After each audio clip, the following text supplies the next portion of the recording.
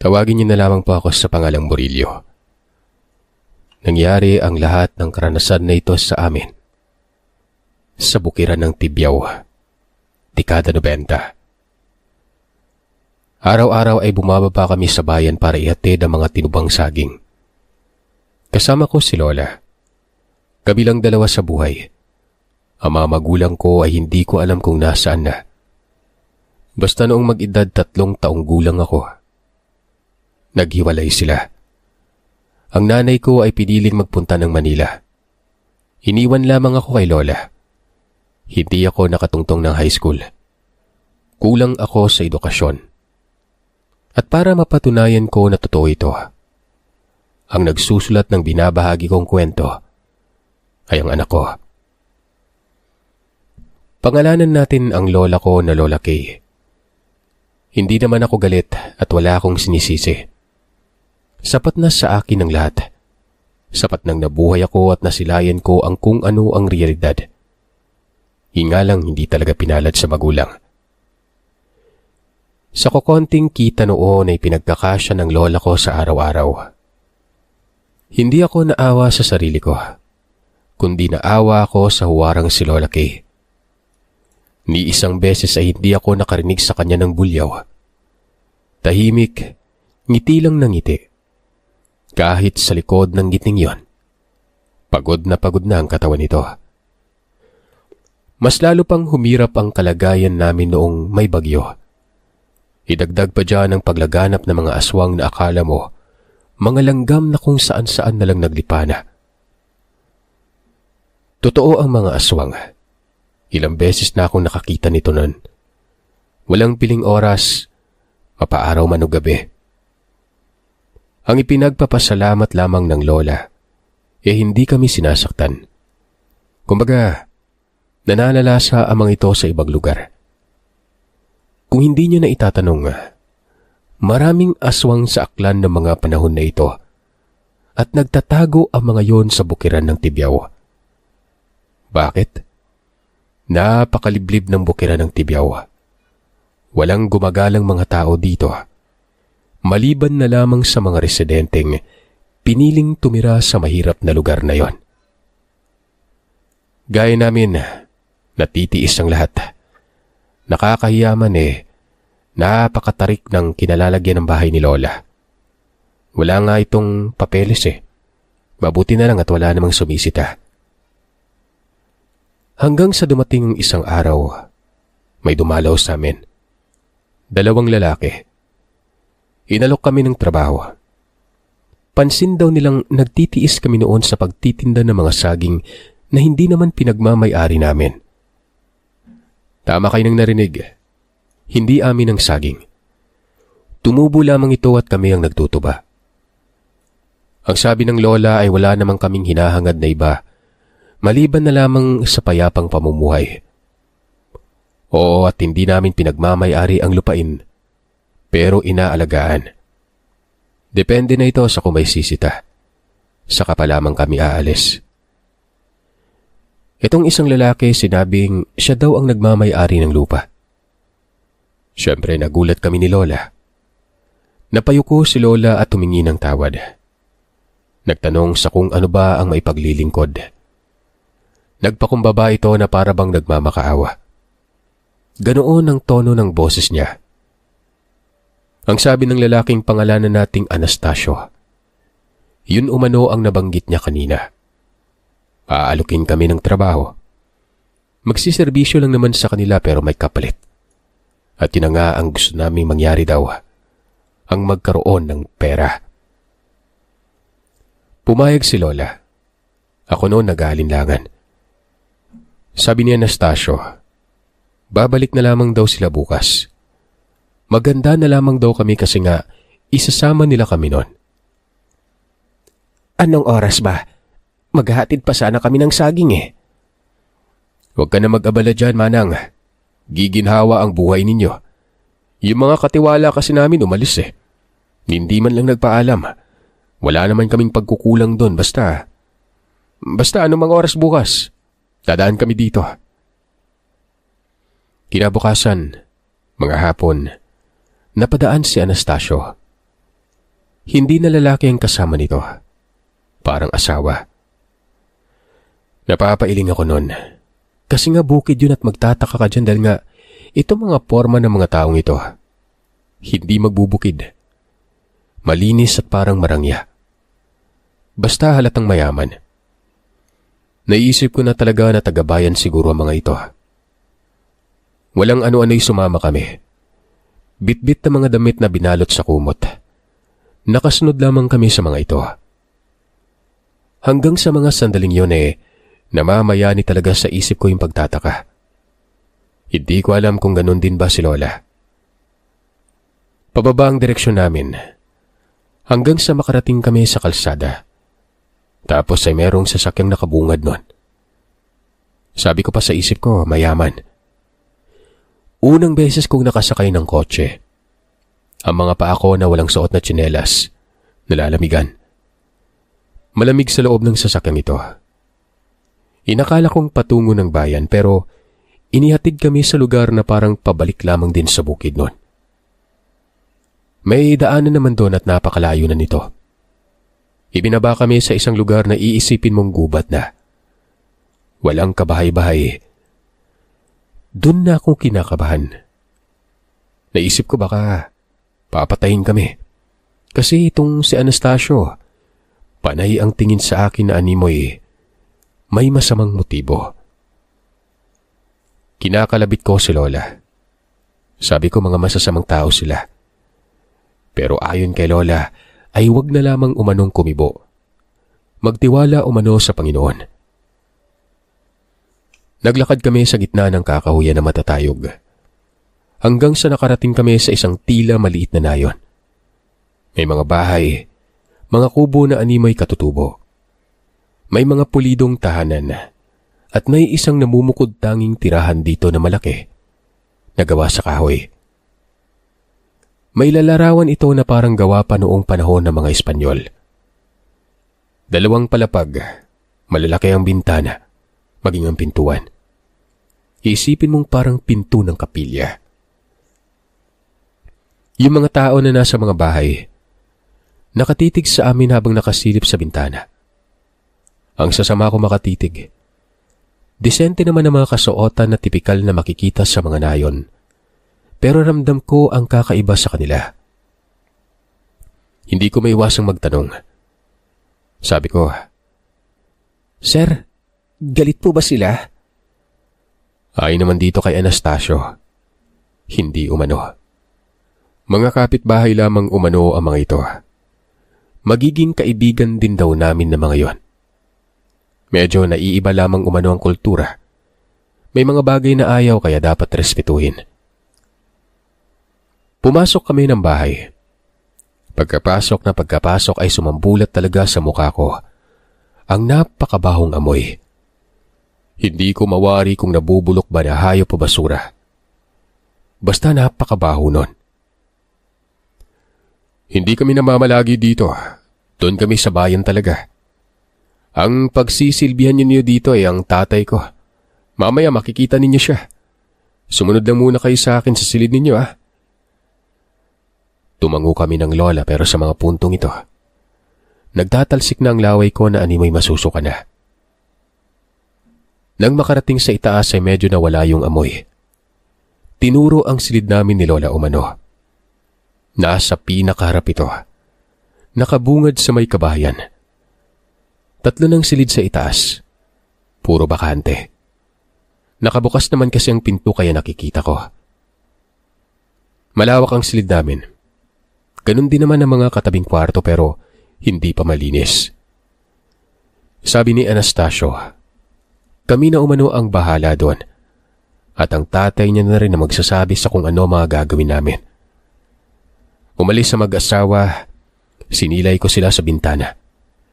Nakikita kong sinasalubong sila ng mga taong nakatira sa mga bahay sa ibaba. Kinakausap ng mag-asawa at panay ang tingin sa amin noon. Kinikilabutan ako dito. Parang iba Saan ka ba nakakita ng gubat tapos may nayo na nakatago, di ba? Ako may hindi ko alam, Apo. Gawin na lang natin ang ipinapagawa at baka ipakulong pa tayo. Maya-maya noon ay may sumilip na isang ubod ng tandang lalaki.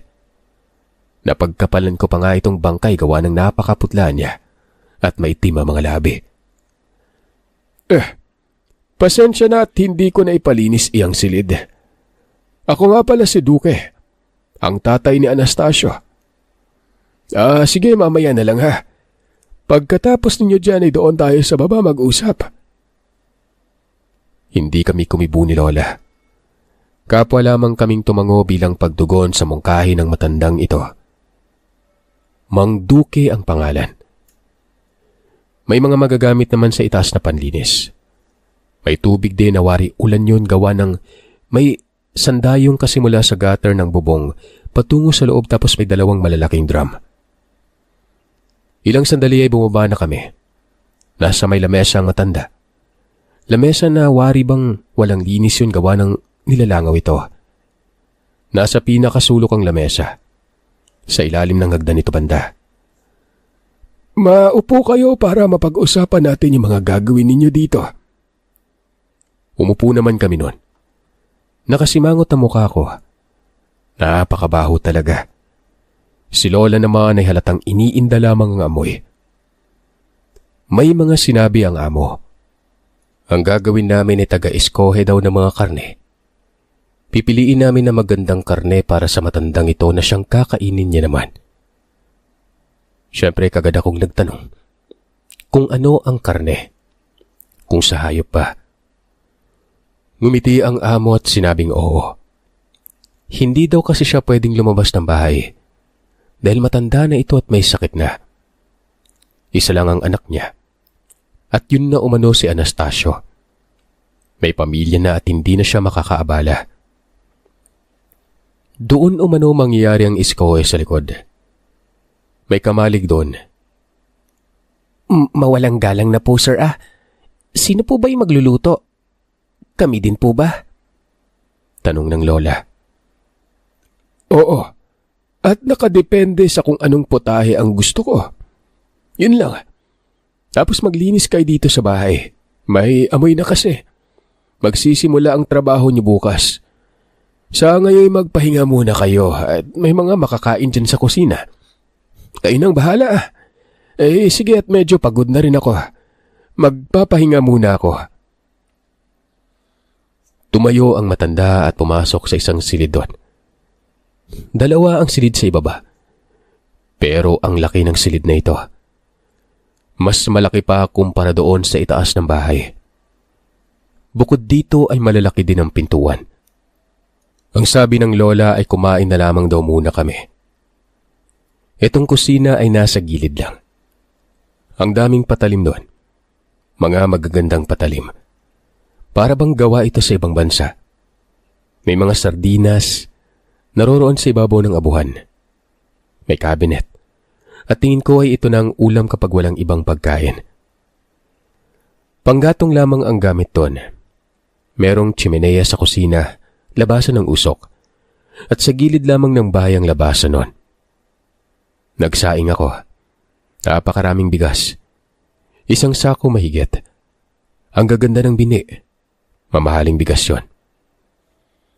Habang nagsasaing ako noon ay nagsisimula ng maglinis si Lola. Kahit pa man bukas ang abiso ng amo, ginawa na ni Lola ang trabaho na maaga. Medyo natutuwa ako gawa ng maayos naman pala. Mali ako ng hinala. Akala ko kasi masasamang tawang nakatira. Napapansin ko noon sa bintana ang isang babaeng panay ang titig sa akin. Tila ba nag-aalala ang mukha nito? O baka ganun lang talaga ang tono ng mukha niya? Kinawayan ko pero umalis naman yon. Sa tingin ko ay mga kaidaran ko ito o hindi naman kaya ay mas matanda lamang sa akin ng konti. Kinagabihan ay kaagad kaming nagpahinga. Medyo nakakapanabik. Bukas ng trabaho. Karne o mano ng hayop. Malamang ay makakatikim din kami ng masasarap na pagkain nun. Yun talaga yung laman ng kamalayan ko. Nakatulog si Lola. Oo at matanda na ito pero madali lamang itong makatulog na parabang walang problema. Maraming lamok kaya naman sinara ko ang bintana. Tapos pagkahiga ko, nagkumot ako. Kukumutan ko din ang lola noon. Ilang mga sandali noon ay mapapaidlip na ako. Nakarinig ako ng kakaibang tinig sa labas. Yun bang tila ungol. Tapos may kung anong huni na hindi ko mawari kung ibon ba o hayop sa lupa. Hindi ko naman pinagtutuunan ng pansin. Kung sisilipin ko sa bintana, malamang ay wala akong makikita gawa ng madilim. May mga ilaw ang mga bahay doon pero katulad lang ng sa amin. Maliit na lampara. Ganoon din sa malaking tirahang ito. Mga lamparang ilaw.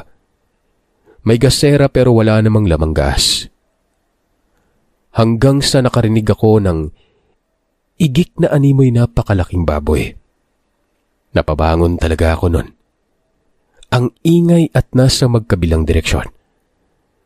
Naiisip ko na baka ang daming alagang baboy dito. At yun na siguro ang pangkonsumo sa lugar. Napili ko ng sumilip. Napakaingay kasi. Para bang sangkatutak ang mga alagang baboy sa lugar. Pero wala naman akong nakita kanina. Bubuksan ko sana ang bintana pero hinila ako ng lola. Hinatak talaga ako pabalik sa pagkakahiga. May mga aswang, apo. Kanina pa ako nakikiramdam. Yang mga naririnig mo sa labas, tunog ng aswang yan. Talaga bala? Apo, lahat ng mga nakatira dito, aswang. Matagal na akong nasa bukid. Alam ko ang mga pagpaparamdam nila. Malay ba natin na yung napapadaang aswang doon sa atin dito pala nakatira? Naman, huwag naman po kayong manakot. Basta, apo, kung anong ipapagawa nila sundin natin ha. Walang magrereklamo. Naiintindihan mo ba ako? Tumango ako noon pero hindi ako mapakali. Ang sabi ko ay baka kainin kami ng mga ito. Ayon naman sa abuelo ko, mukhang hindi. Taga-alaga lang daw kami sa amo. Kung kakainin pa, kanina pa dapat ginawa. Wala kami umanong kalaban-laban. Nasa loob ng baluarte ng mga aswang. Anumang oras ay pwede kaming patayin.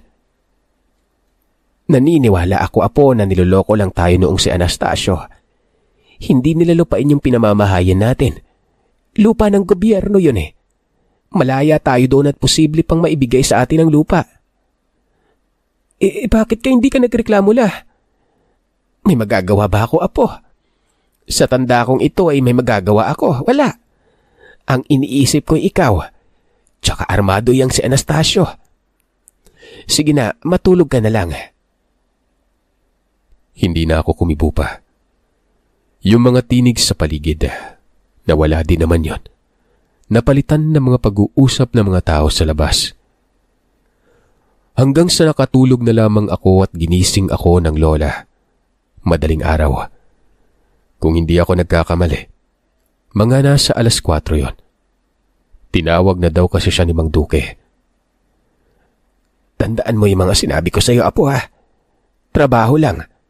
Huwag kang magreklamo. Ano man na makita mo, ibaliwalain mo. Kagaya na lang ng ginagawa natin doon sa atin na kapag may aswang hindi na natin pinapansin. Yan nga ang naiisip kong dahilan kung bakit tayo ang kinuha kasi nga hindi tayo asiwa sa kanila. Sige na, maligo ka na. Mungkahin ng lola. Napabuntong hininga ko. Buntong hininga na pagkalalim-lalim na parabang tinatatagan ko ang sarili. Matapos kong maligo ay bumaba ako ng bahay. Naglilinis si lola at may nakikita ko sa likod doon ng mga tao. May gasera doon sa kamalig na sinasabi ni Mang Duque. Ilang sandali ay sinabi ni lola na mamaya kapag pasikat na raw ang araw ay magtungo na kami sa likod. Yun naman ang sabi ni Mang Duque. Tanong ko naman nasaan ang amo. Ayon kay lola, lumabas umano. Napakunot ang mukha ko. Bakit lumabas ang sabi noon ay hindi ito lumalabas ng bahay? Aswang yung amo natin. Purong aswang siya at naniniwala ako na siya ang humawa sa mga naninirahan dito. Ang puro apo, takot yan sa liwanag. Sige na, sasabihan na lang kita. Mabuti pa siguro'y mag-agahan ka. Kompleto naman dyan sa kusina. Magkape ka kung gusto mong magkape. Nag-agahan ako nun. Hanggang sa may sumilip sa bintana. Nagudyat ng tango at kaagad sinabi na oras na raw. Nagkatitigan kami ni Lola. Tumango ang Lola at sinabing kunin ko raw ang mga bilao na naroroon sa may abuhan. Dalhin sa may likod. Sumunod ako. Nagtungo kami sa likod. Nangingilabot ako kasi nga yung mga tao.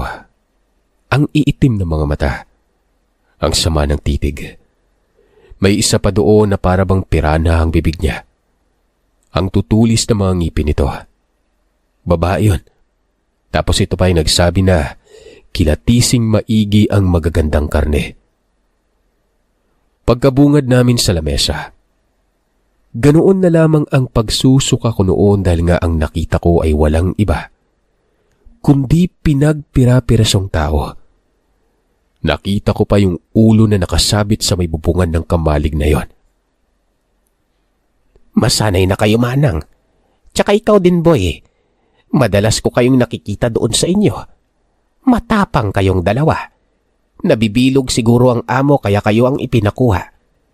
Yung mga pinalitan nyo, matitigas ang ulo kaya, ayon, pinatay namin. Hindi magkaimayaw ang pakiramdam ko noon. Hindi ko naaatimang nakikita ko. Yung mga bituka ay parabang bituka lamang ng baboy na nakalagay sa may malaking bilao. Nga pala, maliliit na bilao ang dala ko noon. May malalaki din kasi doon eh. Ang sabi ng Lola, kumuha na daw kami. Ipinikit ko na lamang ang mga mata habang kinakapa ang mga karne. May nagsabi doon na kunin ng atay kasi ngayon ang paborito ni Mang Duque. Pasintabi po. Pero sana ay walang kumakain sa mga puntong ito habang binabahagi ko yung kwento. Si Lola, napapaluha ang mga mata. Umiiyak ito. Inilagay sa bilao ang mga napili. Tapos ay inihatid na sa bahay. Si Mang Duque ay naroroon sa may lamesa niya. Ang sabi nito ay iwan daw ang atay sa lamesa at yung karne ay gawin daw kaldereta. Kung hindi lang matatag ang katawan ko, nako, malamang nahimatay na ako sa mga puntong ito. Si Lola ang nagluto habang ako noon na nililinis yung kamalig. Yung mga tao sa lugar ay nagtatawanan pa. May mga kinakain ito tapos nag-iinuman ng kalalakihan. Lumapit sa akin yung babae na kaidaran ko lang. Hindi kumikibo. Nakatingin lang sa akin habang naglilinis ako sa kamalig na yon. Ang ulo ng tao nilalangaw eh. Ang bata mo pa. Yung pinalitan ninyo mga matatanda. Mga dating pugante tapos nagtrabaho dito. Wika ng babae nun. Tanong ko naman, aswang din ba siya? Hindi pa. Malayo pa yung ganap ko. Ang mga may sapat na edad yung aswang dito. Sana nga hindi ako matulad sa kanila. Gusto kong masilayan yung syudad eh. Gusto ko maging masaya. Dito walang ibang ginagawa yung mga tao kung hindi yung mangdukot na mga gumagalang dayo. Lalo na yung mga palaboy. Kasi nga wala namang maghahanap sa mga yun eh. Kapag ba umuwi kami, papatayin kami? Tanong ko. Oo, papatayin kayo. Naawa nga ako sa'yo kasi nga ang bata mo pa. Sundin mo na lang ang utos ni Mang Duque. Bibigyan naman kayo ng pera nun. Nagpakilala itong batang ito pero bigyan natin ng pangalang Ella. Umalis ito at nagtatatakbo pa. Kinahapunan ay may nakita kong tao na may buhat na sako. Naanimoy may kung anong laman. Galing ito sa may daanan. Basta yung sako, gumagalaw. Huwag mong titigan, apo. Panigurado ay para bukas yan. Tao ba yan, La? Malamang. Di ba nga nakita mo na kanina yung kinatay nila? Napalunok ako ng laway. Wala akong ganang kumain. Kape lang ako ng kape at suka ng suka. Kinagabihan, yung kalderetang tao ay initid namin sa mga kabahayan. Tapos balik ka agad. Yun kasi ang utos ni Mang Duque. Huwag daw magtatagal sa labas dahil may ibang nakatira na hindi nakakatiis. Baka manakit. Ipagpasensya ninyo na pero ganito lang kami dito. Ito ang unang pasahod. Kapag gusto ninyong bumaba ng bayan ay pwede naman pero pasasamahan ko kayo. Huwag lang magkakabalay dahil paniguradong magiging pagkain kayo dito. May inabot na pera si Mang Duque. Malaking halaga ito. Doon pa lang ako nakahawak ng ganon. Mga nasa 2,000 ata ito. At napakalaki na nito para sa amin noong kapanahunan. Pero magkaganon pa man ay hindi nakakatuwa. Bakit? Matutuwa ka ba kapag ganon ang trabaho mo? Di ba hindi? Dagdag pa ni Mang Duque, maraming beses na siyang nagkaroon ng tiwala. Lahat ay patay. Hindi daw kasi sumusunod sa utos niya. Dito na ako nagtanong, bakit kinakailangan niya ng katiwalang tao may mga aswang namang kapitbahay? Magandang tanong yan, iho. Tao kasi ang anak ko, Dong. Malinis magtrabaho. Yung mga naririyan, mga damak yan. Dati nung anak ko pa yung naririto ay napakalinis ng lugar. Pinapagalitan ng mga kapitbahay. Pagkakalooban ko kayo ng lakas at karapatang sitahin sila, pwede niyong pagalitan. Huwag lang gayahin yung mga dating katiwala na umabuso. Yung 2 pugante, ginahasa yung dalaga na taga doon, oh. Abay, pinatay ka agad. Tapos, may mga iba ding hindi nakokontento sa pinapasahod ko. May mga matitigas at lumaki na yung ulo. Ayaw sumunod. Kaya patay ka agad. Maging masunurin lang kayo. Kanang kamay ko kayo. Ano mang sasabihin nyo sa mga kapitbahay, susunod ang mga yan. Nagkakaintindihan ba tayo? Kanina kayo pang sumunod sa kanila kasi nga hindi nyo pa alam ang gagawin, pero kapag kabisado nyo na, kayo na ang magdidikta sa mga yan. Matapos magsalita nitong si Mang Duque, pumasok na naman ito sa silid niya. Kami ay dumiretso sa may itaas. Nagpahinga kaagad. Araw-araw kaming naglalagay ng bilao ng mga karne ng tao. May mga pagkakataon na hayop ang naroroon. Kambing, baka at baboy. Ito yung kapag ginusto ni Mang Duque. Pero kapag tao na tao talaga. Para bang nasanay na lamang ako. Nauutusan ko yung mga nakatira doon. Pinapalinis ko ang paligid nila. Pero itong malaking bahay kami ang nangangalaga. Maging ang amo ay kami ang nangangalaga doon. Hanggang sa sinabihan ako ni Lola isang gabi na tatakas daw kami. Sabi ko sa papanong paraan. Mahina niyang bulong sa akin na bababa daw kami ng bayan. Pasasamahan tayo ng mga aswang, La. Makakatakas ba tayo niyan? May naiisip akong paraan, iho. Basta't sumunod ka lang sa kung ano mga sasabihin ko. Sa susunod na araw ay bababa tayo. Mungkahi ng Lola. Hindi na lang ako nagsalita. Sabi ko sa sarili ko ay sana naman walang mangyari sa amin. Nagpaalam kinabukasan si Lola kay Mang Duque na ito na nga't bababa na kami ng bayan kasi nga may bibilin lang. Nakikita kong napakaseryoso ng Lola at talagang mapagkakatiwalaan ang pananalita nito. Ayon kay Mang Duque, walang problema. Basta't bumalik lang. Alam naman daw namin ang mangyayari kapag tumakas. May 4 umanong kasama.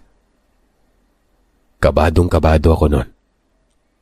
Pagkasapit ng nakatalagang araw na sinabi ni Lola, bumaba kami, pero ibang daanan. Para bang nililito kami noon. Imbis na patungong silangan ni patungo pa sa habagat. Tapos ay may sumalubong naman sa amin na 2 tao. Dinala kami noon sa isang bahay. May nakabukod na bahay at dito ay may sasakyan. Yung sasakyan yun napakabaho. Naiisip ko na baka ito ang ginagamit sa pagdukot ng tao. Van yun. Hindi ko lang matandaan kung anong brand. Ang daming bahay ng dugo sa upuan. Malinis sa labas pero sa loob ay napakadumi. Yun ay nagatid sa amin patungong bayan. Kasama pa din ang 4 na aswang bukod sa 2 sumalubong. Gumalagala lang kami. Nakabuntot ang 4. Yung sasakyan ay pinarada sa isang banda na walang gaanong tao. Namili kami ng prutas. Patawa-tawa si Lola. Itong isa sa mga kasama namin ay armado. Nakita ko yung baril nito. Hanggang sa sinabi ni Lola na magsisimba daw kami. Nagkatitigan ng 4. Waring ayaw ng mga ito ang gagawin namin. Pagbigyan niyo na kami. Kahit papanay mabawasan man lamang ang kasalanan namin. Sige na. Sabi ng isa'y bilisan ng daw. Huwag na magsimba. Magsindi na lang ng kandila. Ito na yung pagkakataon kasi nga mula noong patungo na kami sa simbahan. Hanggang labas lamang ang mga aswang. Hindi pumasok sa loob. Walang ano-anong dumiretso kami sa kumbento at humingi ng tulong. Iyak ako ng iyak nun. Sinabi ko sa pare ang lahat ng mga naranasan namin. Si Lola ay namumutla na animoy mahihimatay. Inalalayan niya ng ilang mga matatandang babae. Siguro ay doon na bumigay ang katawan na maging ligtas na. Mabuti na lang at pinaniwalaan kami ng mga tao sa kumbento. Lalo't si Lola na may dalang mga gamit ng aswang. Nagtanong ang pari sa kung nasaan ang nagbabantay sa amin. Sabi ko nasa labas. Ayon sa pare ay huwag kaming lalabas sa kumbento. Umalis ang pare. Pupuntahan niya umano. Pero bumalik na agad ito at sinabing nagtatatakpo umano mga aswang. Nagpasalamat talaga ako nun sa pare. Pero nagtanong ito sa kung saan banda namumugad ang mga yon. Ang sabi ko ay doon lang banda sa amin. Pinangalanan ko yung lugar. Sabi ko sa gubat may nakakubling na yon. Ayon naman sa pare ay mukhang mahirap daw hanapin. Hindi ipapaalam ng pare sa kapulisan gawa ng hindi naman maniniwala ang mga ito. Pero may kilala daw siyang albularyo. Pastor nga raw ang albularyong isang nun. Yun yung mga sasabihan niya at sasama na rin siya sa paggalugad sa lugar. Doon kami na natili sa simbahan. Umaalis ang pare at sinabi nito na kumikilos na sila. Hanggang sa isang araw ay biglang sinabi nito na nagsilikas na umano ang ibang aswang. Ang naiwan ay pinagpapatay. Maging yung amo daw namin na ang pangalan ay Duque. Napatay ng mga albularyo. Doon na lang talaga kami pinatira ng pare sa kumbento. Nanilbihan kami sa simbahan. Ito na rin ay dahil sa pakiusap ng Lola. Bilang paghugas sa kasalanan namin dahil sa pagsisilbi sa mga masasama. Ngayon ay pagsisilbihan namin umano ang Panginoon. Isinasama kami ng pari kung saan siya nadidistino. Naging masaya ako nun. Naging malaya kami. Naging maayos din ang buhay. Akala ko kasi katapusan na talaga ng buhay namin. Hindi biro ang magkaroon ng karanasang ganon. Maging kayo gaya ng sinabi ko. Kaya nyo kayong maatimang ganon. Ang magsilbi sa mga aswang. Ang mag-iskohe ng mga karne. At ilalagay sa bilao.